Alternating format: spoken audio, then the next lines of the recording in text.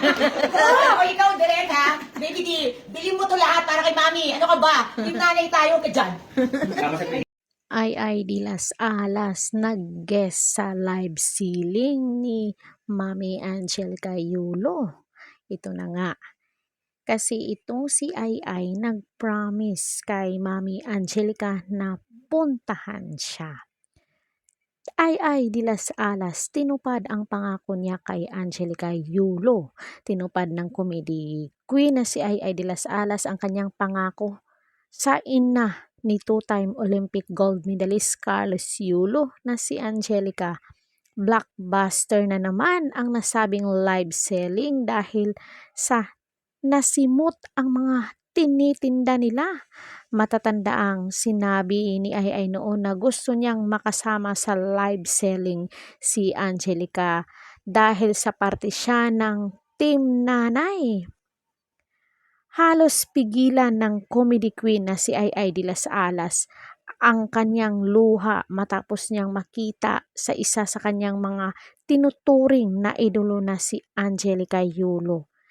Sa kanilang pagkikita ay ilang beses niyakap ni Ay si Angelica ng matatanda ang mayroon samaan ng loob sa kanyang anak na si two-time gold medalist Carlos Yulo. Itinatanong din ni Ay kung nabati na ba ni Carlos ang kanyang amang si Mark Andrew, ngunit sabi lamang ni Angelica ay wala siyang ideya. Nakakabilib tong si Miss Ay. Grabe 'di ba?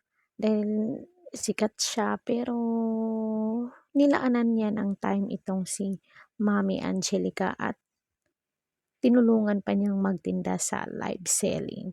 At guess what mga marites, ubos lahat ang mga paninda ni Mami Angelica Yulo. Magbasa tayo ng mga komento dito.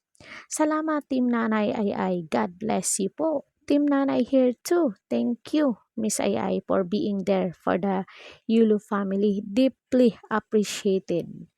Mabuti talaga ang puso ni Miss Ay. Team Nanay here. Kaya bless ka Miss Ay. Mabuti ang puso mo. Bait ni Ay. Truly super bait ni Miss Ay sa salita niya at sa gawa niya. Ang bait mo talaga Miss Ay. So, dito lahat ay mga positive comment dito kay Miss Ay de las Alas. O nga naman 'di ba? One of the best mother in the world. Team Nanay here. Worth it talaga. Ang nagpapansin sa Sokmed, mayroon ding itong mangilan-ngilang basher pero mas marami pa rin ang positive at mga magagandang sinasabi doon kay Ay de las Alas at saka kay Mami Angelica.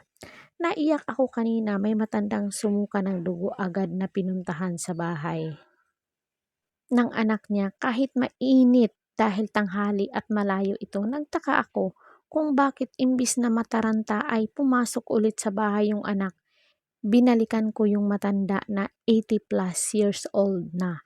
Babae po siya, hirap na huminga. Yung matanda, nagsabi pa na baka mamatay na siya. Kaya lalo akong nag-alala pagkatapos ng matagal na paghihintay.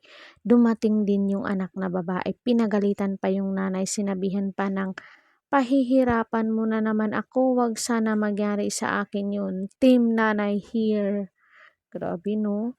Mga papansin din yung mga di masyadong kilala na artista. Sa US nga, pinabayaan na yung age 18 pataas na, namumuhay ng sarili. Dito si Carlos nga, 24, ayaw nyo pang pabayaan. Puro paninira tinatanggap nyo. Ay Diyos ko, hindi naman yan sinisira.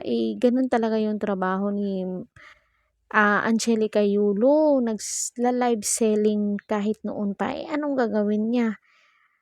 Wala silang kailangan double income kasi nandyan na may kapatid pa si Carlos Yulo, 'di ba?